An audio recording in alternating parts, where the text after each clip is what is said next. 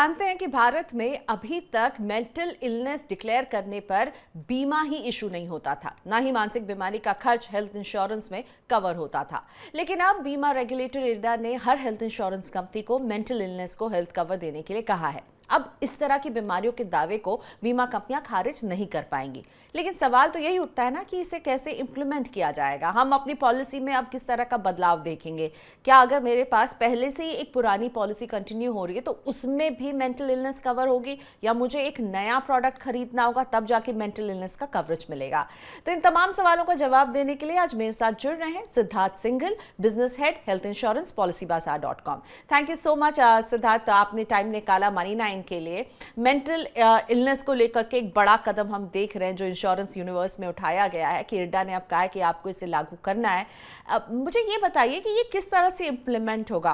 कंपनियां अब क्या करेंगी? नए प्रोडक्ट्स लाएंगी, या फिर मुझे सबसे ज़्यादा चिंता यह है कि जिन लोगों के पास पहले से एक पॉलिसी मौजूद है उन्हें कवरेज नहीं मिलेगी? क्या उन्हें नया प्लान खरीदना होगा तब जाके वो मेंटल इलनेस अपने परिवार के सदस्य या खुद के लिए उस पर क्लेम कर पाएंगे? Thank you Priyanka for inviting me और मुझे अपने शो पे बुलाने के लिए।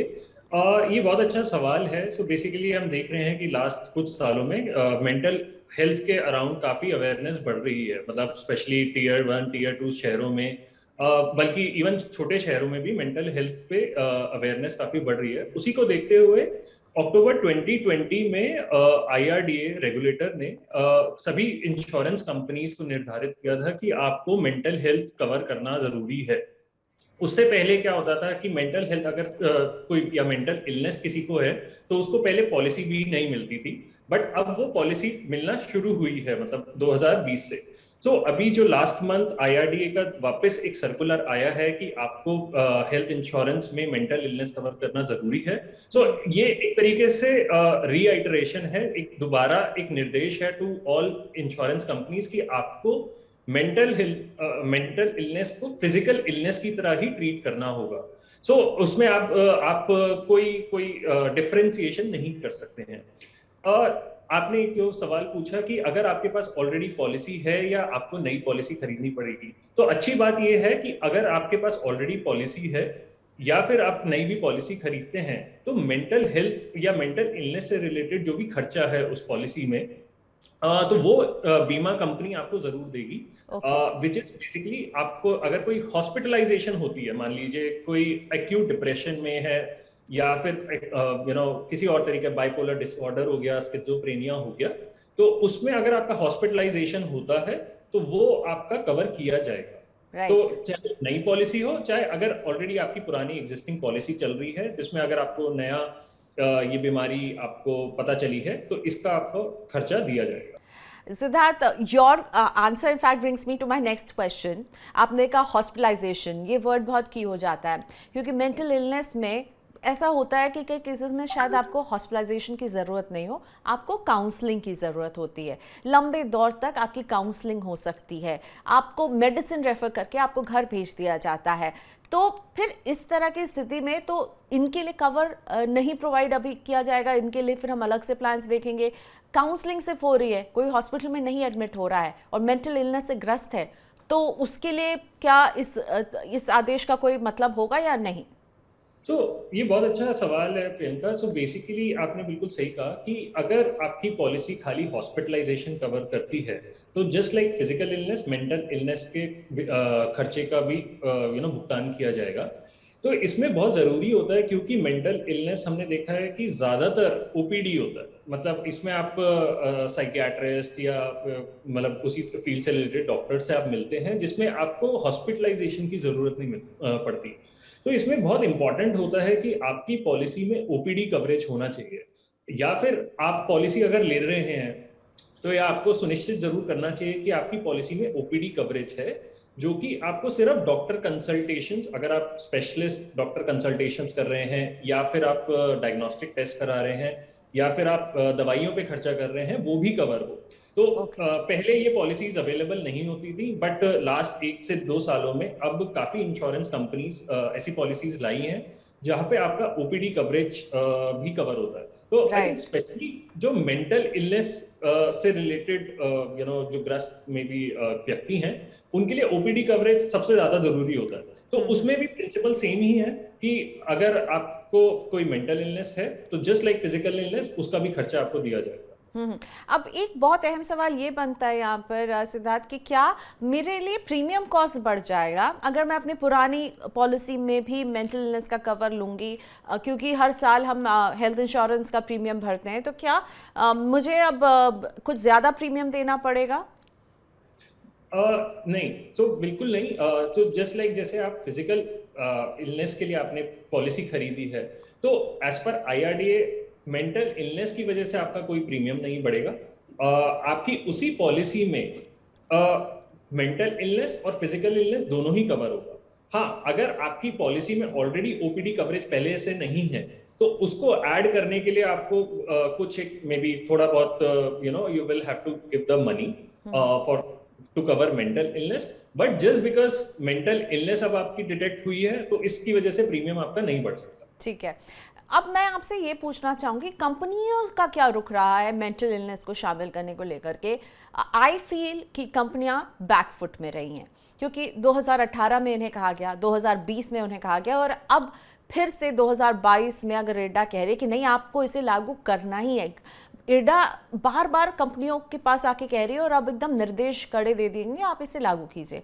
क्या कंपनियां उलझन में इसे शामिल करने को लेकर के ये रवैया कैसा है? आप अपने प्लेटफॉर्म में इतनी सारी, अब आपके प्लेटफॉर्म में हेल्थ इंश्योरेंस कंपनी है, उनके बीच में आप क्या देख रहे हैं? नए प्रोडक्ट्स ला रहे हैं, पुराने में दे रहे हैं, और अभी तक ये जो बैकफुट में क्यों रहे?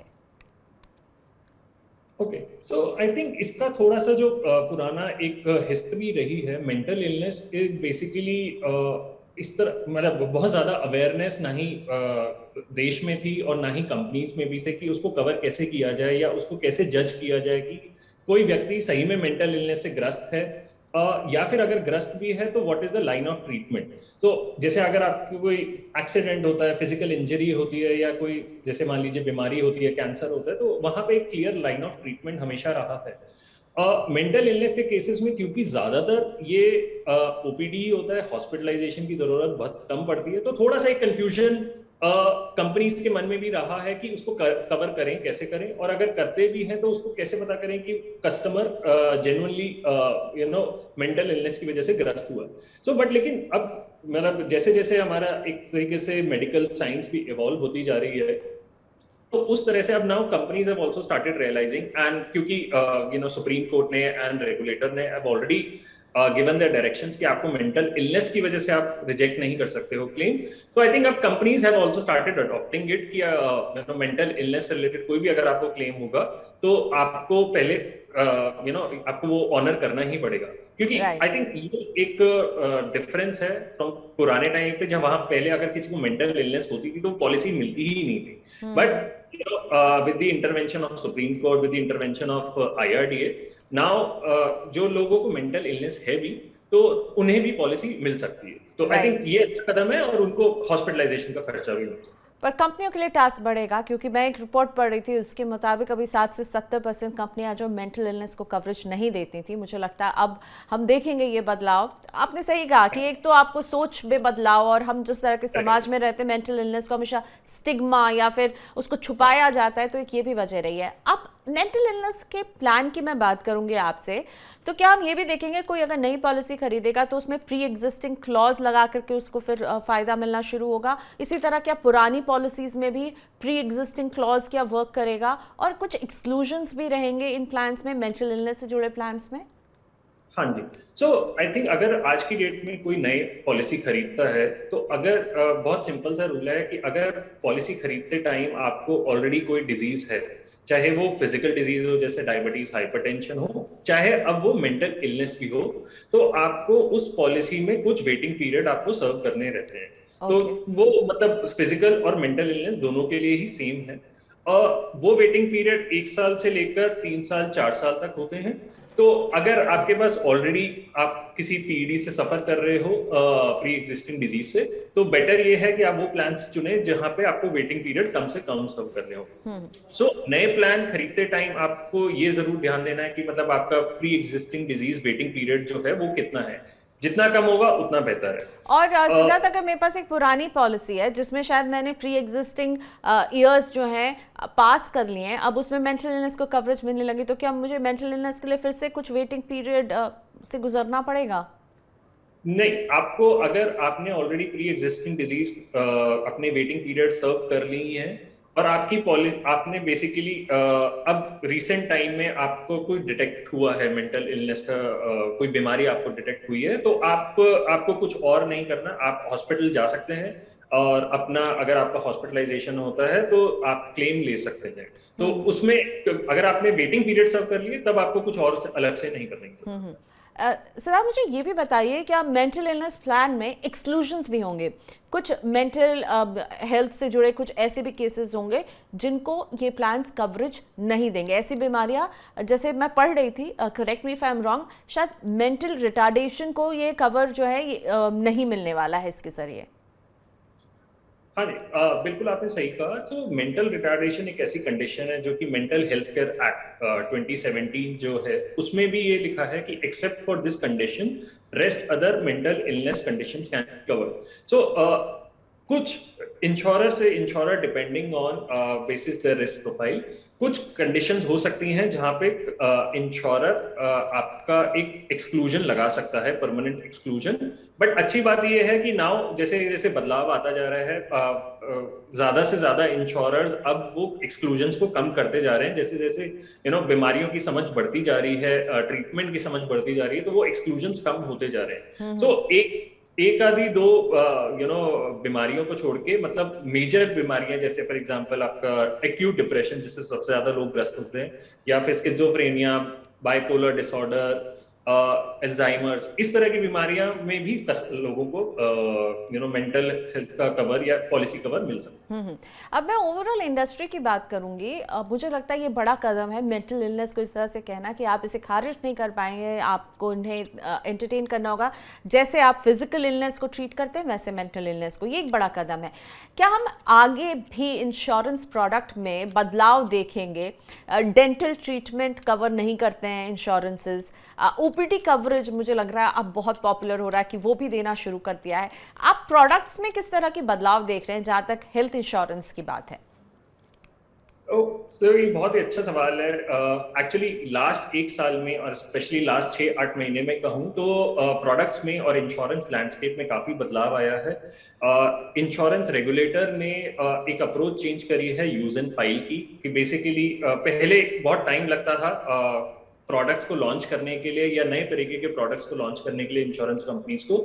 अब बेसिकली रेगुलेटर ने कहा है कि आप यूज एंड फाइल कर सकते हैं, आप मतलब लॉन्च कर सकते हैं, तो वो टाइम कट डाउन कर दिया और इनोवेशन को काफी बढ़ावा दिया है।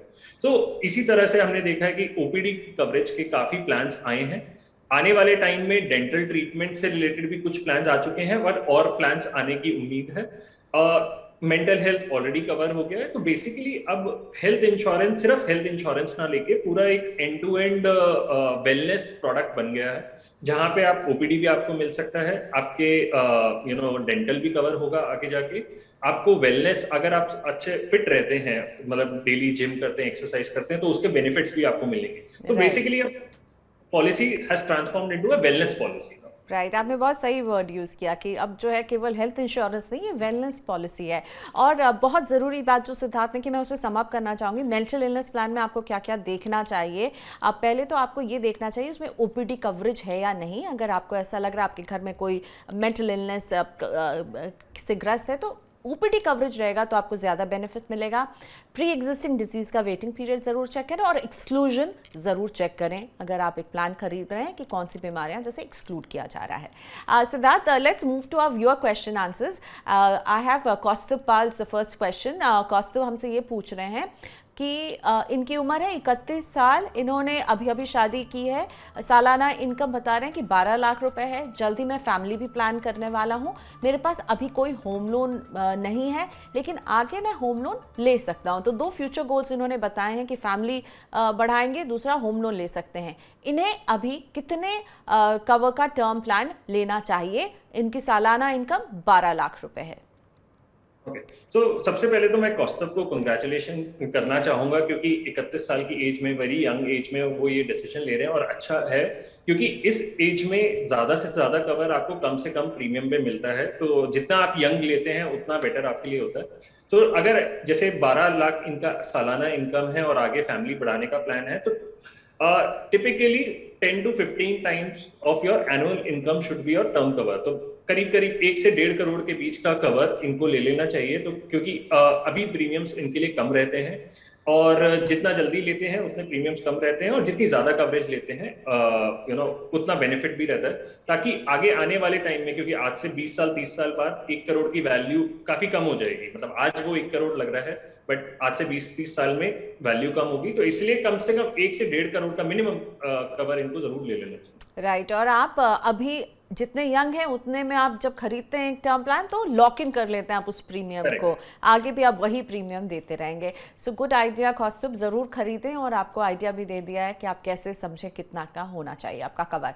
कंवलजीत संधू का अगला सवाल है। कंवलजीत रांची से हैं, पूछ रही हैं मेरे पास एक 10 लाख रुपए का कवर है, एक फ्लोटर हेल्थ बीमा प्लान है, मैं हस्बैंड और मेरा बेटा इसमें कवर्ड है, क्या मुझे अलग से क्रिटिकल इलनेस कवर लेना चाहिए? ये राइडर के तौर पर खरीदा जाएगा या इसमें भी कुछ फ्लोटर प्लान होते हैं जिसमें फैमिली के मल्टीपल मेंबर्स हिस्सा हो सकते हैं? सिद्धार्थ प्लीज हेल्प कंवलजीत, क्या सलाह देंगे आप?